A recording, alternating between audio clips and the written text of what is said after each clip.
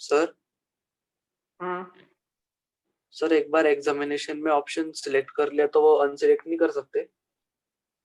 इसमें एग्जामिनेशन में जब हम कोई ऑप्शन पे क्लिक करते हैं तो वो सिलेक्ट हो जाता है, पर अगर हमें वो चूज नहीं करना है तो वो अनसिलेक्ट नहीं होता।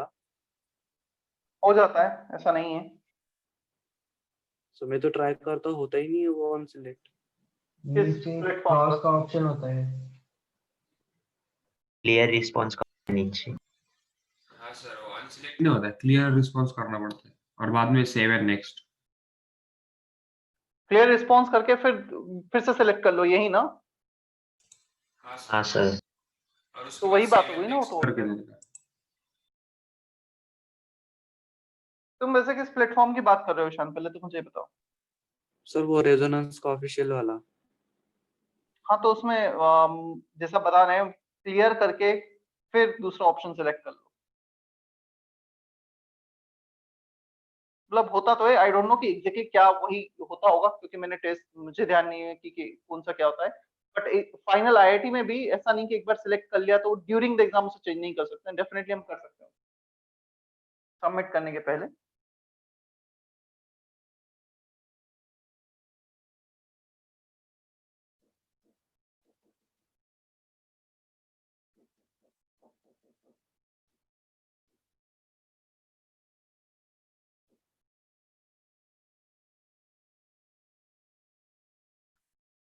Density of gas PV equal to nRT, n को लिखा weight upon molar weight. The density can be written as weight by volume. तो वॉल्यूम को डिवाइड किया, मोलर मास मल्टीप्लाई RT को डिवाइड। ये शायद डायरेक्ट फॉर्मूला हमने देखा था मोल कॉन्सेप्ट में, ये डेरिवेशन है उसका सिंपल सा। Density of gas is proportional to pressure, molar mass and inversely proportional to temperature. Vapour density भी हमने डिफाइन किया था, क्या किया था vapour density define mole concept में? Yes sir. So density of gas upon density of hydrogen at same temperature and pressure. Density of gas का formula PM by RT, PM by RT same pressure temperature है, PT cancel, R तो same होता ही है, वो भी cancel. Molar mass of gas upon molar mass of hydrogen, hydrogen का molar mass 2 रख दिया, vapour density is molar mass by 2।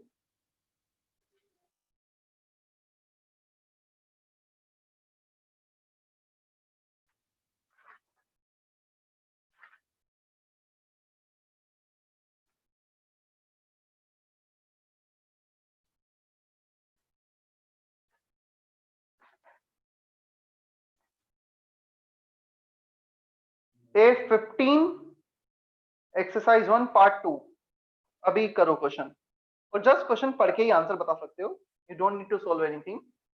A15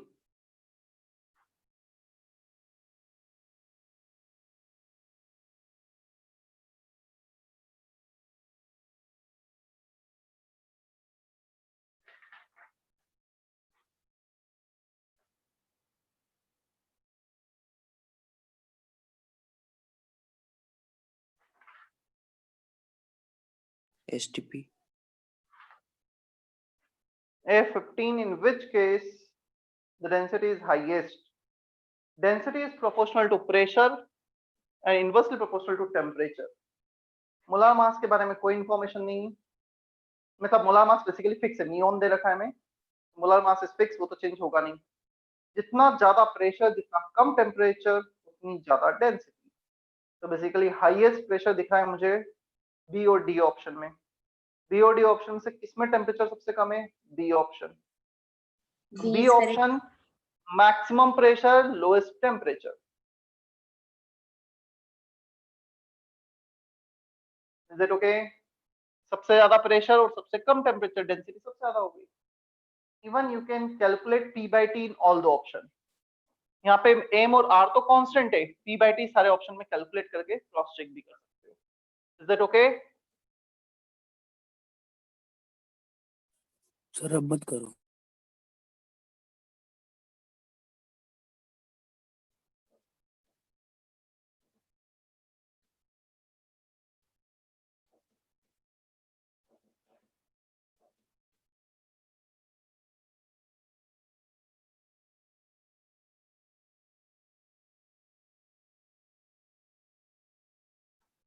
हो गया अभी कॉपी? हाँ sir. Yes sir. Dalton's law of partial pressure, next heading, काफी useful law है, 12th में भी काफी चैप्टर्स में यूज आता है और काफी सिंपल सा लॉ है, मतलब कुछ भी ऐसा स्पेशल नहीं है। सबसे पहले तो हम पार्शियल प्रेशर डिफाइन करते हैं।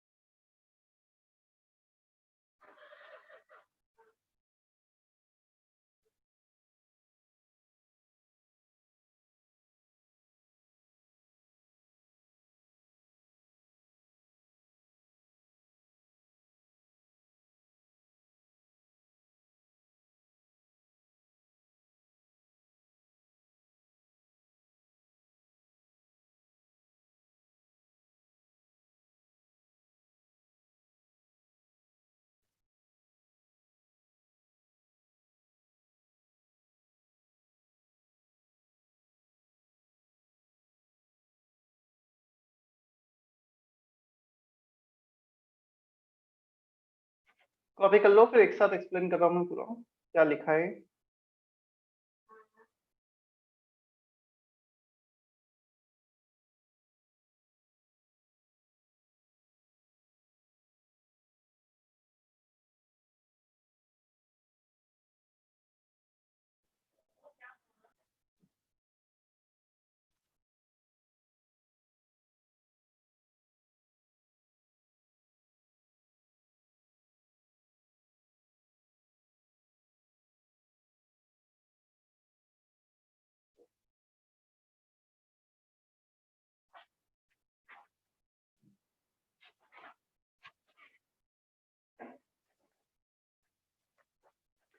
पार्शियल प्रेशर समझना, हमारे पास एक बॉक्स है, इस बॉक्स में लेट्स से रूम है, नाइट्रोजन है, ऑक्सीजन है, कार्बन डाइऑक्साइड है, कुछ हीलियम है, ये 4 गैसेस है। Now we have different moles of this gases, कुछ इसके मोल्स होंगे, कुछ इसके मोल्स होंगे, सबके अपने अलग अलग मोल्स हैं। When nitrogen is moving, the movement of nitrogen will be independent of presence of other gaseous molecules. तो नाइट्रोजन के मॉलिक्यूल्स अपना मूवमेंट करेंगे, they can collide with other gas molecule, at the same time they can collide with the wall of the container. During this collision they will exert certain pressure. Movement है, movement के कारण जो एक दूसरे से collide होंगे, जो wall से कोलाइड होंगे, उसके कारण कुछ प्रेशर एक्सर्ट करेंगे। नाइट्रोजन के मॉलिक्यूल भी वॉल से कोलाइड होंगे, ऑक्सीजन के भी, CO2 के भी, हीलियम के भी, सारे वॉल से कोलाइड होंगे। जब वो वॉल से कोलाइड होंगे, हर कोई अपना प्रेशर एक्सर्ट करेगा। तो नाइट्रोजन के मॉलिक्यूल्स के कारण जो भी प्रेशर एक्सर्ट हुआ है वॉल पर, that is partial pressure of nitrogen. For oxygen, for whatever the molecules exerting pressure on the wall, for the oxygen molecule is partial pressure of oxygen. 4 अलग अलग गैसेस के मॉलिक्यूल हैं, एक gas के molecule ने जो pressure exert किया वो उसका पार्शियल प्रेशर। तो पार्शियल मतलब सिर्फ उनका individual, it is a pressure exerted by the molecules of an ideal gas from a gaseous mixture. एक गैसेस मिक्सचर में से किसी भी एक गैस के मॉलिक्यूल ने कितना प्रेशर एक्सर्ट किया है। डाल्टन्स लॉ क्या कहता है? It is applicable only for non reacting gases. यदि रिएक्ट कर गए, हमने एज्यूम किया इसके 2 मोल्स इसके 5 मोल, पता चला वो रिएक्ट करके कुछ और ही बन गए, तो it is not applicable for reacting gases. Non reacting gases के लिए सिर्फ वैलिड है total pressure of a gaseous mixture is the sum of partial pressure of each component present in the mixture. यहाँ पे टोटल प्रेशर होगा nitrogen का partial pressure plus oxygen का plus CO2 का प्लस हीलियम का, होना भी चाहिए। जब चारों का इंडिपेंडेंट अपना प्रेशर है तो सबको ऐड करेंगे, टोटल मिल जाएगा। We can use PV equal to nRT on individual gas molecules as well as on the whole system. इसको मैं यूज करने वाला हूँ। मेनली जो डाल्टन्स लॉ का स्टेटमेंट है वो बेसिकली ये है, क्लियर? ये उसके सबस्क्रिप्ट में, मतलब कहाँ पे यूज होगा और उसका कैसे मैथमेटिकली हम उसे इंटरप्रेट करेंगे। जब हर गैस का मूवमेंट अपना अलग अलग है तो हम PV इक्वल टू nRT हर गैस पे अलग अलग लगा सकते हैं, टोटल सिस्टम पे भी लगा सकते हैं। Is it okay till now? Yes, sir. Yes, sir. Partial pressure of A, moles of A, PV equal to nRT में we can write pressure as nRT upon V, ऐसा कुछ लिख सकते हैं हम। For partial pressure of A, moles of A into RT upon V। अभी temperature और volume जिस रूम में हम हैं या जिस रूम में चारों गैसेस हैं, उस रूम का वॉल्यूम, उस सिस्टम का volume, whatever the volume of the vessel का वॉल्यूम सेम। नाइट्रोजन भी पूरे मूवमेंट करेगी पूरे वेसल में, ऑक्सीजन का भी पूरे वेसल में मूवमेंट होगा। तो basically they can move in the whole vessel. तो हर इंडिविजुअल गैस का जो वॉल्यूम होगा, volume of the vessel, temperature सबका सेम होगा जो वेसल का टेम्परेचर है, सिर्फ मोल्स डिफरेंट है तो उनका पार्शियल प्रेशर डिफरेंट। हम ए पे ये लगा सकते हैं, we can write pressure of B, moles of B RT upon V, partial pressure of C, moles of C RT upon V, and so on.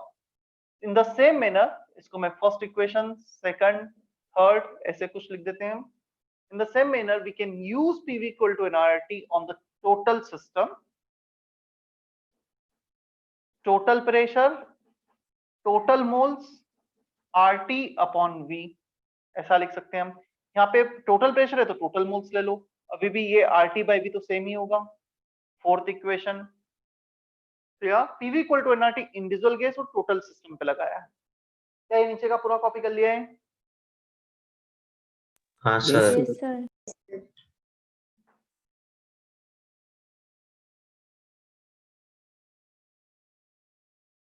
Equation 1 upon equation 4 कर दो।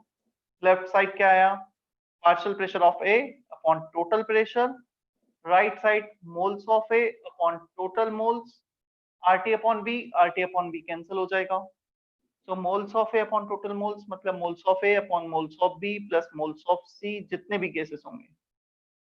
क्या हम इसको लिख सकते हैं moles of a substance upon total moles is mole fraction, one of the concentration term.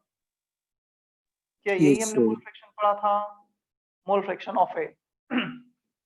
So partial pressure of A is mole fraction of A into total pressure. ये basically mathematical relation for Dalton's law. Partial pressure of any gas from a gaseous mixture, mole fraction into total pressure.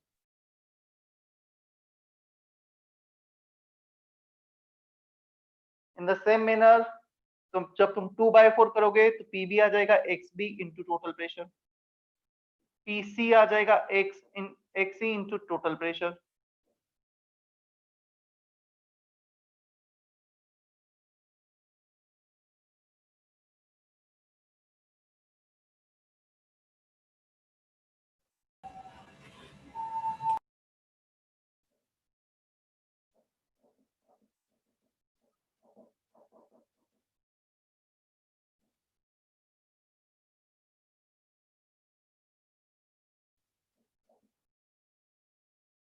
Sir मैं disconnect हो गया था।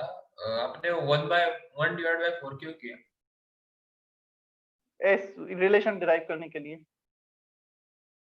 Just we want to Okay, sir. derive some relation between partial pressure and total pressure.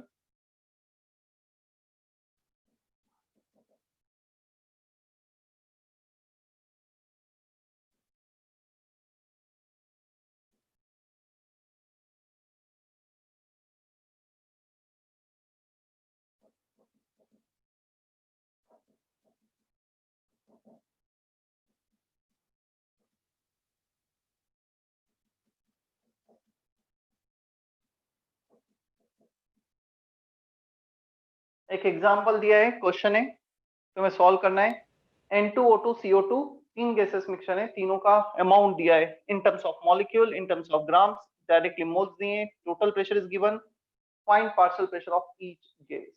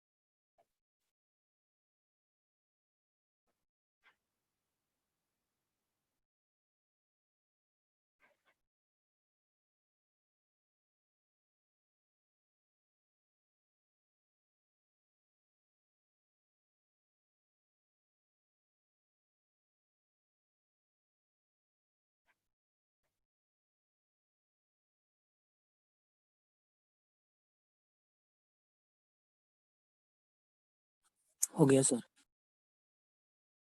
ठीक है.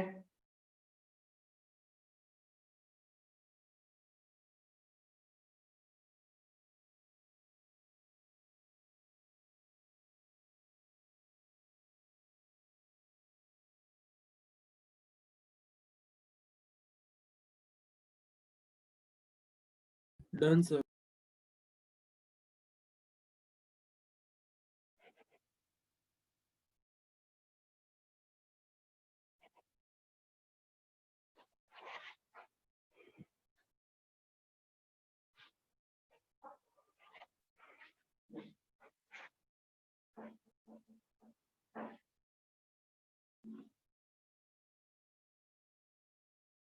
partial pressure of nitrogen, moles of nitrogen upon total moles, nitrogen plus oxygen plus CO2 into total pressure. 3 point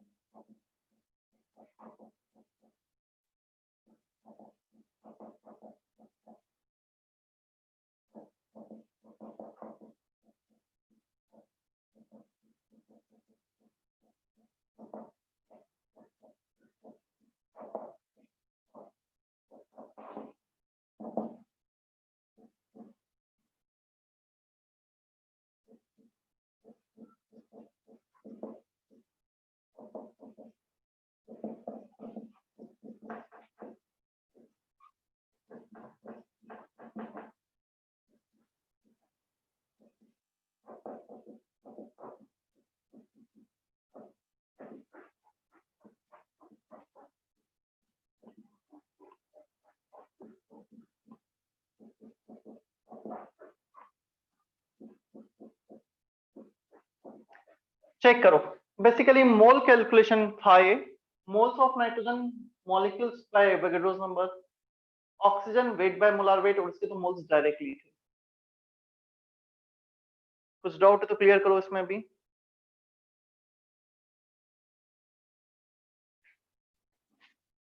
sir hmm. Sir ये P ये partial pressure है क्या? हाँ, मतलब अभी तक ऐसे तो डिनोट कर रहे हैं ना हम, पीए पीबी पीसी.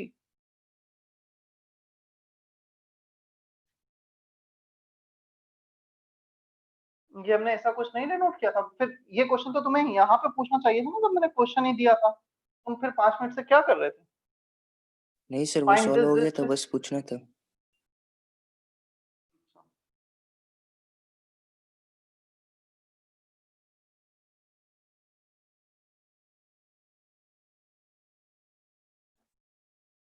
क्लियर है सभी को इतना कैलकुलेशन पार्ट?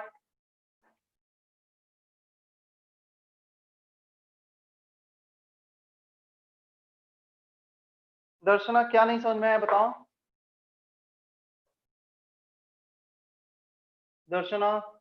सर वो वैल्यूज कैसे पुट किए वो समझ में नहीं आया.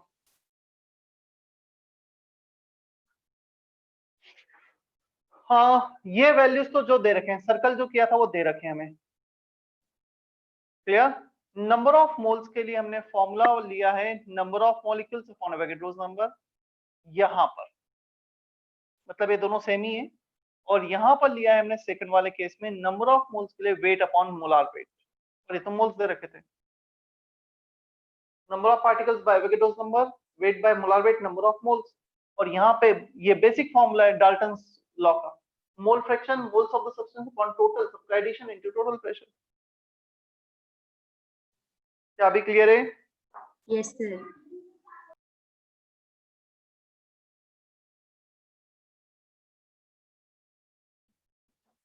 अब कर दूं मैं?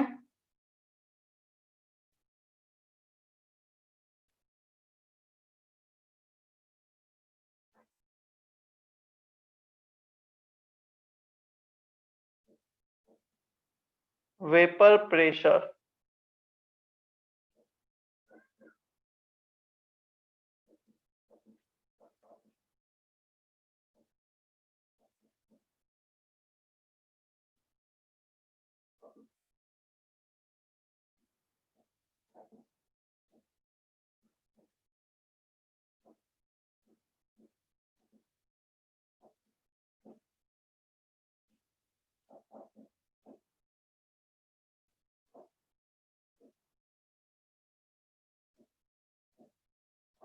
ये डाल्टन्स लॉ का ही पार्ट है vapour pressure.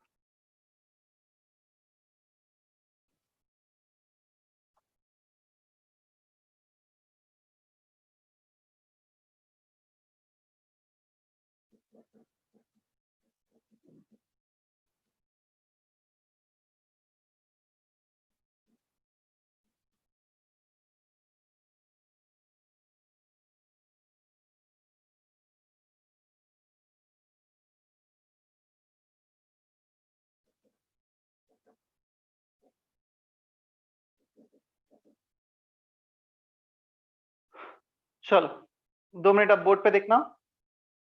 Vapor pressure, it is the pressure exerted by the vapors of liquid on its own surface or on the surface of the vessel under equilibrium condition.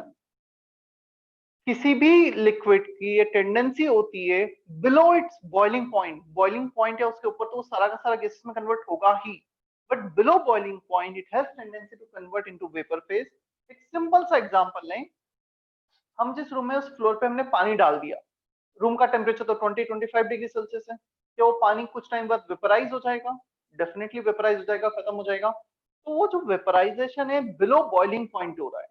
तो boiling point के नीचे भी liquid vaporise होता है। हमने close vessel लिया, liquid लिया, it has tendency to undergo vapour phase. ये कुछ वेपर्स बनाएगा, गैस के मॉलिक्यूल्स बनेंगे यहाँ पर। क्लियर? अभी जो गैस के मॉलिक्यूल्स हैं, they can collide with each other, they can collide with the wall of the container. During this collision, they can again condense back into the liquid phase.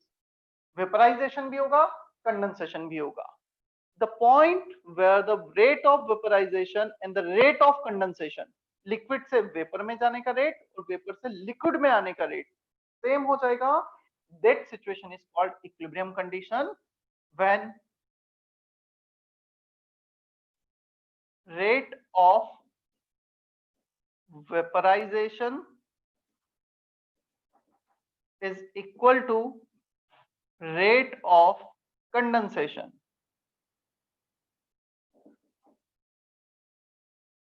Clear है? उस point पे यहाँ पे जो gases molecule है वो fix हो जाएंगे। 2 मोल्स ऊपर जा रहे हैं 1 यूनिट टाइम में, 2 moles are condensing back into the liquid phase. Moles constant, temperature हमें दे रखा है कांस्टेंट, वॉल्यूम सिस्टम का कांस्टेंट है। So PV equal to nRT में सब कुछ कांस्टेंट होगा तो प्रेशर भी कांस्टेंट हो जाएगा। मतलब उस इक्विलिब्रियम कंडीशन पे जो भी प्रेशर ये एग्जर्ट करेंगे that is called vapour pressure. Is that okay? Vapour pressure, pressure exerted by the vapors of a liquid on its own surface or on the surface of the vessel under equilibrium condition when the rate of vaporization equal to rate of condensation. और ये सिर्फ और सिर्फ temperature dependent होता है। it depends only on temperature. It depends only on temperature and independent of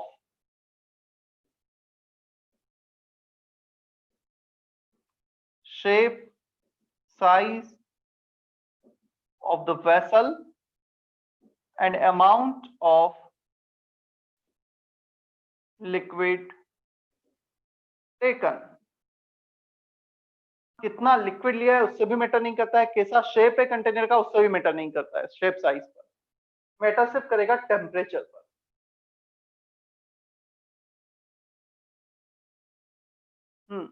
कोई कुछ बोल रहा था?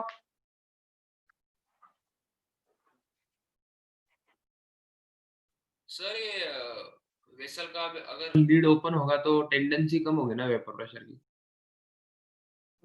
इस वेसल यदि उसका लीड ओपन होगा तो? यदि वेसल का लीड ओपन होगा, वेसल ओपन वेसल में कन्वर्ट कर देंगे तो बेसिकली ऐसा नहीं कि वेपर प्रेशर कम हो जाएगा। वेपर प्रेशर उस टाइम पे डिफाइन नहीं होगा। क्यों नहीं डिफाइन होगा? क्योंकि इक्विलिब्रियम अचीव नहीं हुआ है। अब वो तो वेपर्स बने और वेपर्स बाहर चले गए, तो कंडेंसेशन का तो ऑप्शन ही नहीं मिला। तो जब तक ये दोनों इक्वल नहीं होते तब तक वेपर प्रेशर नहीं डिफाइन होता है। क्लियर? फिर उस केस में कहेंगे कि partial pressure which is not equal to vapour pressure of water या जो भी लिक्विड है। तो जब तक इक्विलिब्रियम कंडीशन नहीं होती है तो vapour pressure, the pressure can not be written as vapour pressure, फिर सिर्फ प्रेशर होगा। जरूरी नहीं है कि हर कंडीशन में जो वहां पे वेपर से उसका प्रेशर एग्जैक्टली वेपर प्रेशर जितना हो। इक्विलिब्रियम अचीव नहीं हुआ है, ये कंडीशन अभी हम नहीं पहुंचे तो फिर वेपर प्रेशर नहीं कहलाएगा। जैसे हमारे एटमॉस्फेयर में पता है हम बोलते हैं ना परसेंटेज ह्यूमिडिटी, वो परसेंटेज ह्यूमिडिटी बेसिकली हम वेपर प्रेशर से ही रिलेट करते हैं। एज्यूम वेपर प्रेशर है 50 mm ऑफ Hg, उस टेम्परेचर पर 50 mm ऑफ Hg वाटर का वेपर प्रेशर है। हमारे एटमॉस्फेयर में जो वाटर के वेपर्स हैं वो हैं सिर्फ 25 mm ऑफ Hg पर, then relative humidity will be 50%। तो रिलेटिव ह्यूमिडिटी 100% होना मतलब वाटर का जो प्रेशर है एटमॉस्फेयर में वो एग्जैक्टली वेपर प्रेशर हो जाता है। तो ऐसा जरूरी नहीं कि हर पॉइंट पे इक्विलिब्रियम मेंटेन रहे। इक्विलिब्रियम मेंटेन नहीं है तो वेपर प्रेशर से कम प्रेशर हो सकता है, इवन ज्यादा भी हो सकता है। Okay sir. ज्यादा प्रेशर हुआ तो एक कंडेंसेशन बढ़ जाएगा, कम हुआ तो साइड वेपराइजेशन हो बढ़ेगा। गया ना।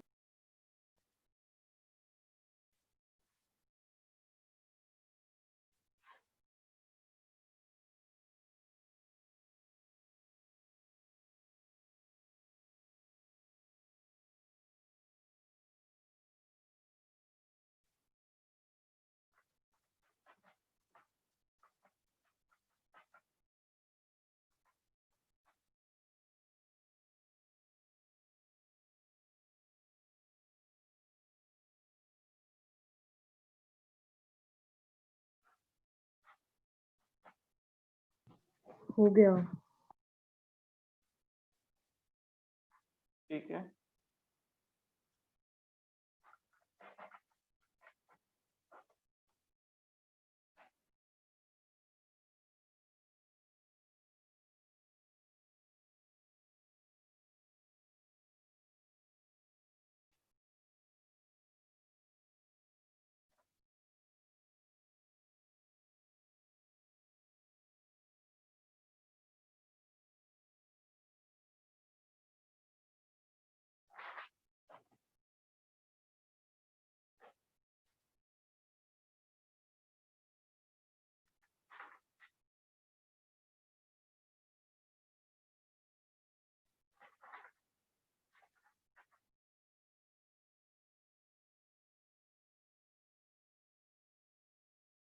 Exercise 1 part 1 B5।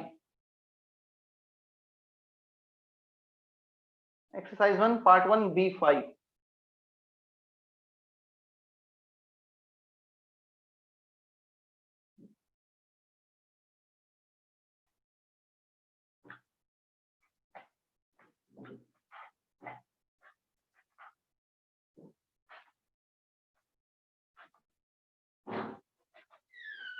B5 attempt करना है जल्दी से।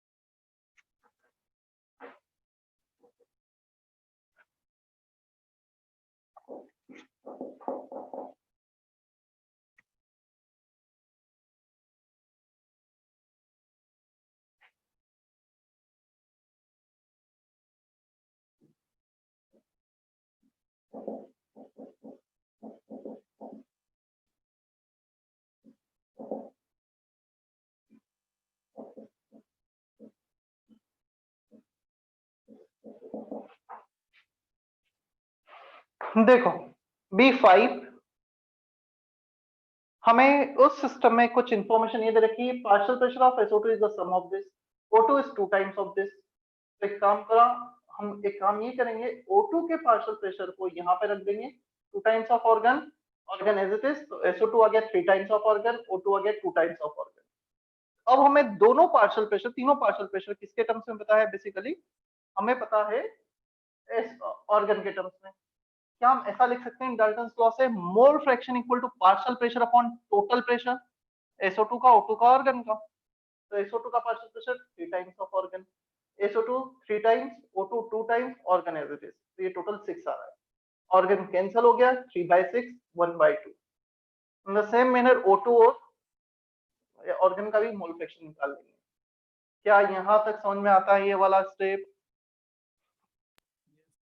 Yes, sir. क्लियर है इतना? अब हम आते हैं M एवरेज पर। Average molecular mass M1x1 plus M2x2 plus M3x3 जो हमने मोल कॉन्सेप्ट में पढ़ा था। क्लियर? डेंसिटी Tm/RT, तीनों गैसेस की एवरेज डेंसिटी चाहिए, एवरेज मोलर मास ले लो, या तो ऐसा कर लो, प्रेशर दे रखा है, टेम्परेचर दे रखा है, आर पता है, या second way density is wait by molar wait.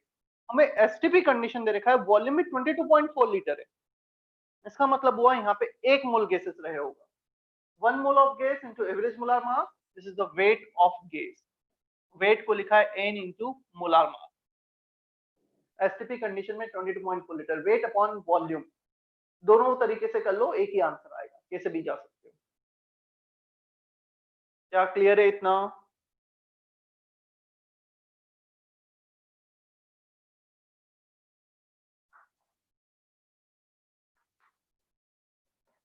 Yes.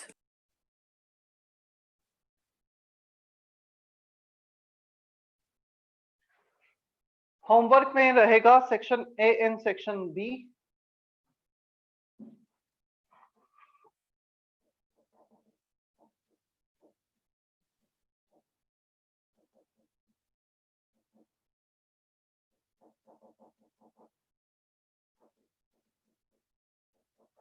both part 1 and part 2 section A and section B. मैं अटेंडेंस लेने वाला हूँ. हाँ, कॉपी कर लो होमवर्क वगैरह. सर मतलब अगले में पार्ट 2 का एबी भी होगा ना डिस्कस? क्या? अगले लेक्चर में पार्ट 2 का एबी भी डिस्कस होगा ना? हाँ.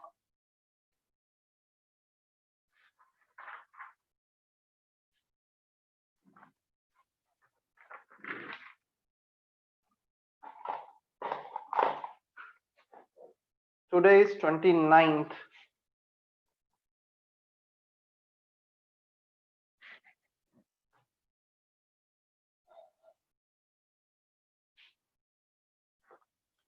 आहना, अभिराज, अजिंक्य, अंकित.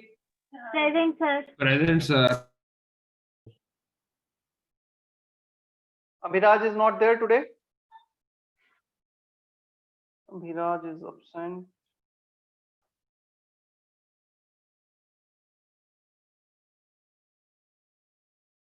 Ansh, Ashwin, Atharv, Present, sir. Present, sir. Darshana, Devendra, Devesh, Harshita, Harshvardhan, Present, sir. Present, sir. Hitesh, Rishikesh, Ishan, Lakshmi, Present, sir. Mansi, Piyush Chandwani, Piyush Shinde, Present, sir.